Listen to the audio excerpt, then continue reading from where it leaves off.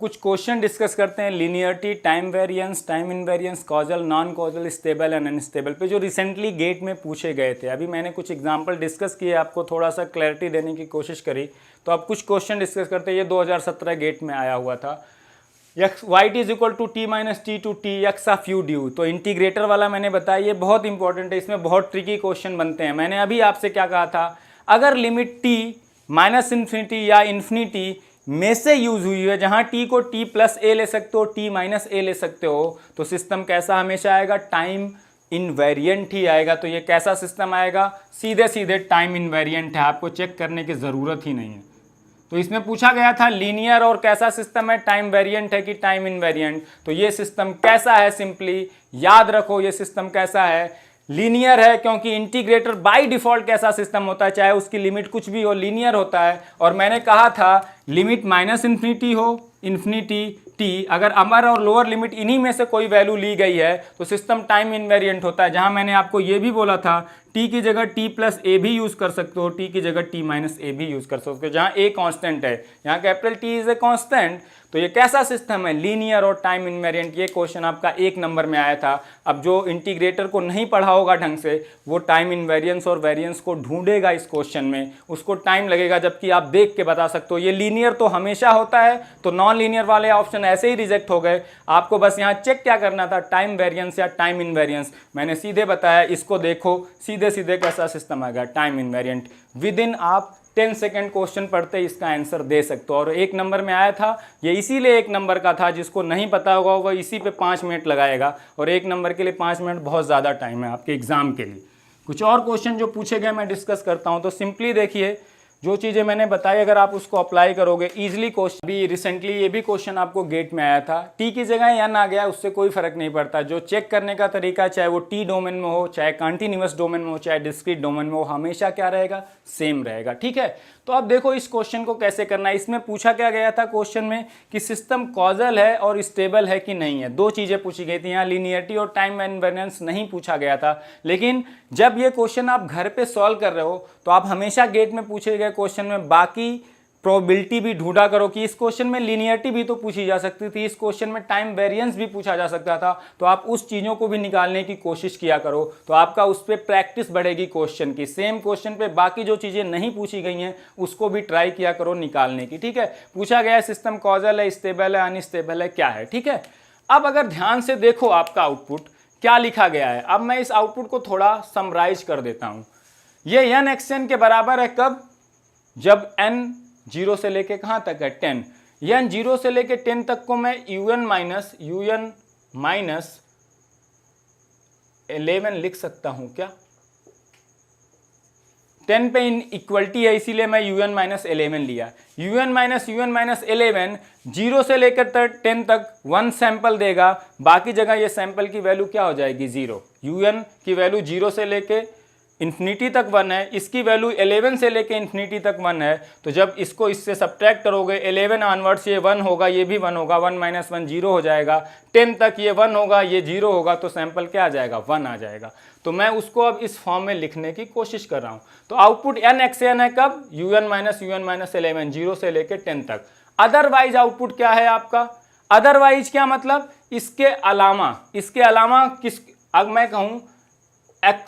मैं कहूं ये वाले सैंपल्स हैं, इनके अलावा कौन से सैंपल बचेंगे, इनके अलावा सैंपल्स बचेंगे n लेस देन 0 वाले और n ग्रेटर देन 10 वाले। तो कौन से सैंपल आपको बचेंगे, n लेस देन 0 वाले को आप क्या लिख सकते हो, u of minus n minus 1 लिख सकते हो n लेस देन 0 वाले को, या n ग्रेटर देन 11 वालों को क्या लिख सकते हो, ग्रेटर देन 10 वाले को u of n minus 11। u of n minus 11 onwards exist करेगा। ये xn minus xn minus 1 output है कब, xn माइनस 1 आउटपुट कब है, जब n लेस देन 0 है। अदरवाइज क्या मतलब, n लेस देन 0 है या n ग्रेटर देन क्या है, 10 है, या n greater than or equal to क्या है, 11 है, n less than or equal to -1 है। तो u ऑफ -n -1 कहां से कहां एग्जिस्ट करता है, -1 से इन्फिनिटी तक, और यू n माइनस 11 कहाँ से एग्जिस्ट करता है, n ग्रेटर देन 11 से लेके इन्फिनिटी तक। तो ये दोनों अगर हैं तब आउटपुट क्या है, xn माइनस xn माइनस 1 है। तो मैंने इसको आपको इनपुट आउटपुट रिलेशनशिप के फॉर्म में लिखना सिखाया। देखो ये कैसे लिखा गया है, ये लिखना अगर आप सीख गए तो क्वेश्चन बहुत इजी हो जाएगा। इस रिलेशन से कुछ भी बताना बहुत इजी है रेदर देन इस रिलेशन से। इस रिलेशन से क्वेश्चन तो होगा लेकिन लेंदी होगा। तो देखो कैसे लिखा मैंने, n xn आउटपुट कब है, 0 से लेके 10 तक। 0 से लेके 10 को मैं कैसे लिख सकता हूँ, un माइनस 11। ये जस्ट लाइक इस तरह का फंक्शन है। -1 से 1 लिखना हो तो आप कैसे लिखते हो, u of t minus plus 1 minus u of t minus 1। उसी तरह से यहाँ मैंने n डोमेन में क्या लिख दिया, un माइनस 11। और अदर देन क्या है, अब इसी चीज को मैं अदरवाइज को देखो ब्रेक करूं अगर, तो output xn minus x1 minus 1 है कब, फॉर n लेस देन -1 के लिए या इक्वल टू -1 के लिए। आउटपुट xn माइनस 1 है for n greater than or equal to क्या करने के लिए, 11 के लिए। इसके अलावा यही पॉइंट्स तो बचे। अब देखो n माइनस लेस देन 1 को मैं कैसे लिख सकता हूँ, u of minus n minus 1, n less than or equal to -1 के लिए क्या होता है, 1 होता है। तो आउटपुट xn माइनस 1 है कब, for n less than or equal to -1। Output n greater than or 11 के लिए भी क्या है, ग्रेटर देन 11 या इक्वल टू 11 को un माइनस 11 लिख सकता हूं, तब भी आउटपुट क्या है, xn plus minus xn minus 1। तो इसी दोनों चीज़ों को मैंने जब ऐड किया तो ये बन गया दिस इंटू दिस, सीधे सीधे। तो मैंने उसी आउटपुट को आपको रिलेशनशिप के फॉर्म में लिख दिया। आप देखो इस रिलेशनशिप को देख के मैं सीधे सीधे बता सकता हूँ कि आपका सिस्टम कैसा होगा। अब अगर ध्यान से देखो, xn या शिफ्टेड इनपुट्स, xn और xn minus 1, xn non shifted input है, xn माइनस 1 शिफ्टेड इनपुट है। इनपुट का जो कोफिशिएंट है ध्यान से देखो, n का फंक्शन है, यहाँ भी n का फंक्शन है, ये n का फंक्शन है, un क्या है, n का फंक्शन, ये भी n का फंक्शन। कैसा सिस्टम है बताओ, टाइम वेरिएंट सिस्टम है। मैंने अभी बताया था इनपुट या शिफ्टेड इनपुट किसी का भी अगर कोफिशिएंट टाइम का फंक्शन आ जाए तो सिस्टम सीधे सीधे कैसा होता है, टाइम वेरिएंट। ठीक है, क्लियर। दूसरी चीज क्या है, लीनियरिटी आप चेक करोगे, लीनियर सिस्टम आएगा, चेक करना।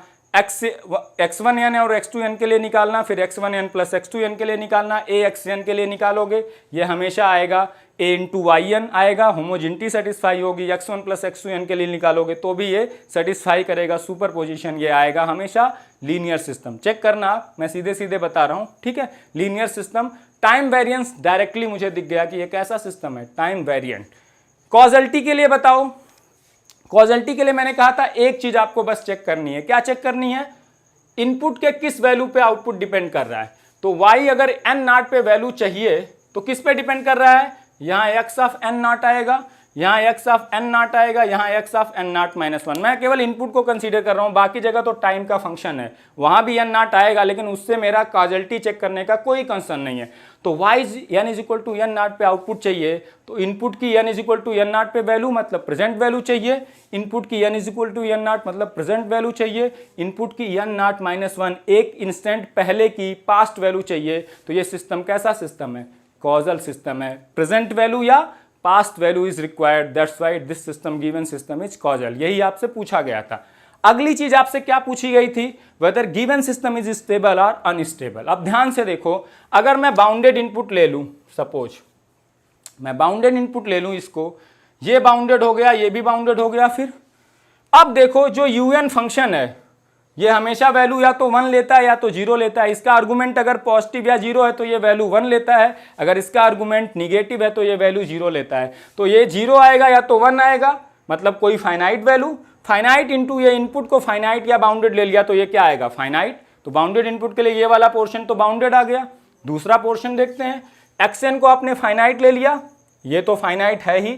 और यहां ध्यान से देखो, ये वाली चीज जो है कब तक एग्जिस्ट करेगी, जैसे आप n को लेस देन लोगे क्या 0, n को ग्रेटर देन 11 लोगे, ये वाली वैल्यू क्या आने लगेगी, 0 आने लगेगी। क्या आने लगेगी, 0। तो 0 इंटू समथिंग इज 0, तो यहाँ पे ये मत आप कर देना कि n टेंडिंग टू इन्फिनिटी पे इसकी value infinity into finite infinite आ जाएगी। ये गलती बहुत लोग कर सकते हैं, यहाँ ऐसा नहीं कर सकते। क्यों? जैसे n की वैल्यू ग्रेटर देन 11 लोगे, मतलब इन्फिनिटी लेने कब ले सकते हो, n ग्रेटर देन 11 के लिए, या माइनस इन्फिनिटी लोगे तो n लेस देन 0 हो जाएगा। जैसे आप लोगे n इन्फिनिटी जैसे लोगे u ऑफ इन्फिनिटी 1 हो जाएगा, infinity minus 11 u of infinity फिर से 1 हो जाएगा, ये आएगा 1 minus 1 0। 0 into infinity is always 0। अगर एग्जैक्ट 0 को इन्फिनिटी से मल्टीप्लाई करते हो तो हमेशा आंसर क्या आता है 0।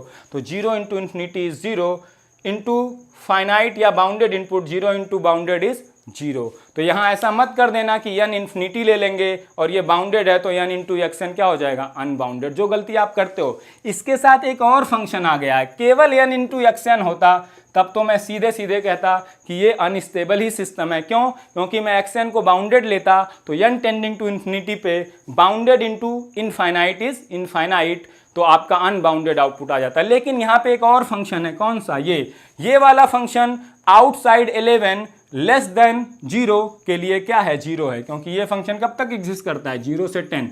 जैसे n की वैल्यू 10 से ज़्यादा करोगे ये वाली वैल्यू 0 हो जाएगी, जैसे n की वैल्यू लेस देन 0 करोगे ये वैल्यू 0 हो जाएगी। And 0 into something is always 0, मतलब यहाँ भी बाउंडेड आया था ये पोर्शन भी हमेशा बाउंडेड आएगा। तो bounded plus bounded is equal to bounded, मतलब बाउंडेड इनपुट के लिए आउटपुट कैसा आया बाउंडेड। कैसा सिस्टम है आपका?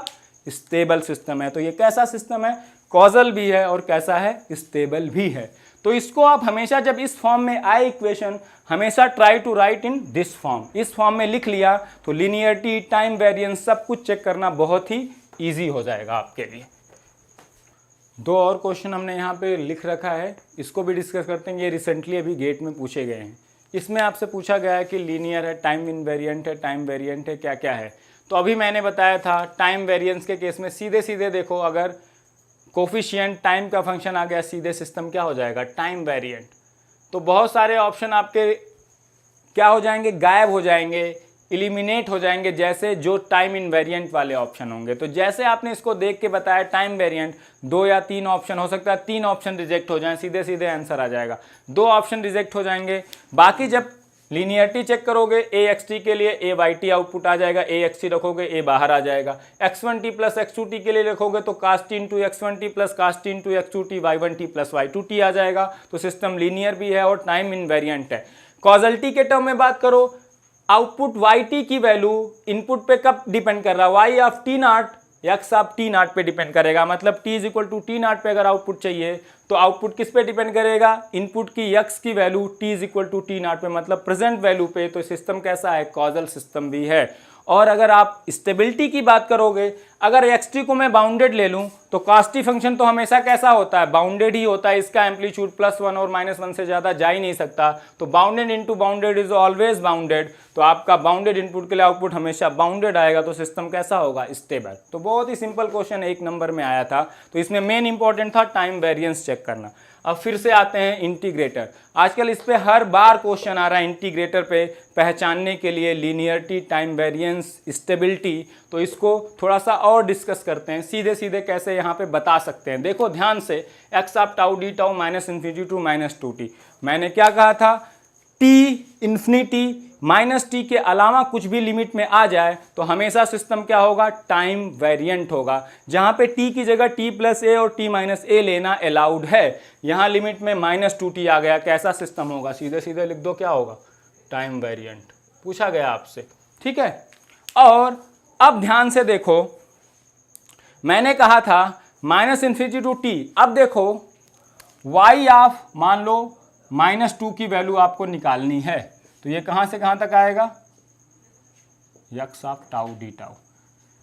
तो x ऑफ टाउ की वैल्यू कहां से कहां तक रिक्वायर्ड है? 4 पे रिक्वायर्ड है या 4 से पहले? इन सबको ऐड कर दोगे तो y ऑफ -2 मिलेगा। तो t इज इक्वल टू -2 पे वैल्यू चाहिए थी। आउटपुट की वैल्यू, इनपुट की वैल्यू रिक्वायर्ड कब हुई?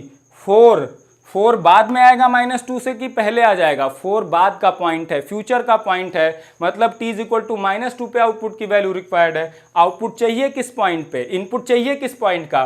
फ्यूचर वैल्यू रिक्वायर्ड है इनपुट की। तो ये कैसा सिस्टम है? ये नॉन कॉजल सिस्टम है। अगर future value of input is required तो नॉर्मली ध्यान रखना -∞ टू t के अलावा अगर कोई लिमिट है, -∞ टू t - a है तब तो चल जाएगा, t - 2 है, t - 3 है तब तो चल जाएगा, लेकिन -∞ टू -2t, -∞ टू यहाँ 2t भी होता, ऐसे सिस्टम इन जनरल आपके इंटीग्रेटर में हमेशा कैसे होते हैं, नॉन कॉजल। क्योंकि -∞ टू 2t लेते तो y ऑफ 2 निकालते तो आता -∞ टू 4 आ जाता फिर से, तो 2 पे वैल्यू रिक्वायर्ड है इन आउटपुट की, इनपुट की कौन सी वैल्यू लग रही है, 4 की फ्यूचर वैल्यू, तो भी सिस्टम कैसा हो जाता, नॉन कॉजल। तो नॉर्मली 2t लिमिट आ गई, 3t आ गई, -2t आ गई, -4t आ गई, ये लिमिट जब भी आएंगे आपके पिक्चर में हमेशा सिस्टम याद रखो नॉन कॉजल आएगा। तो बहुत सारे क्वेश्चन करके आप उसको जनरलाइज कर लिया करो ताकि चीज़ें देखते ही बता दो। मैं इसको देखते ही बताता कि ये सिस्टम कैसा है। टाइम वेरिएंट तो सीधे सीधे मैंने आपको बता रखा है, कॉजल्टी के केस में भी -∞ टू t या -∞ to t - 2, t - 1, t - 3, t - 4, इसके अलावा इन जनरल जो लिमिट्स होती हैं उनमें सिस्टम मैक्सिमम केस में आता है नॉन कॉजल। आपको चेक करने आना चाहिए, मैंने जनरलाइजेशन कर दिया। इसमें और क्या पूछा गया था, weather given system is stable और अनस्टेबल। जब भी इंटीग्रेटर आपका आए और एक भी लिमिट इन्फिनिटी हो या -∞ हो, इनमें से कोई एक लिमिट में प्रेजेंट हो तो हमेशा याद रखो सिस्टम अनस्टेबल ही आएगा। क्योंकि अंदर कोई भी फाइनाइट या बाउंडेड इनपुट ले लोगे और उसको -∞ या इन्फिनिटी तक ऐड करोगे, बहुत बार किसी फाइनाइट वैल्यू को ऐड करोगे इनफाइनाइट टाइम्स, तो हमेशा क्या आएगा, वो इन्फिनिटी ही आएगा। तो लिमिट में अगर -∞ या इन्फिनिटी प्रेजेंट है तो ऐसा इंटीग्रेटर इन जनरल आपका हमेशा कैसा सिस्टम आएगा, अनस्टेबल सिस्टम आएगा। तो ये टाइम वेरिएंट है, नॉन कॉजल है, अनस्टेबल है, लेकिन इंटीग्रेटर की लिमिट कुछ भी रख दो वो हमेशा होता क्या है, लीनियर सिस्टम। तो ये लीनियर है, टाइम वेरिएंट है, नॉन कॉजल है और अनस्टेबल सिस्टम है। हमेशा ये चीज़ जनरलाइज याद रखो। लिमिट में अगर इन्फिनिटी या -∞ आ गया एक भी तो इंटीग्रेटर हमेशा अनस्टेबल सिस्टम ही होगा।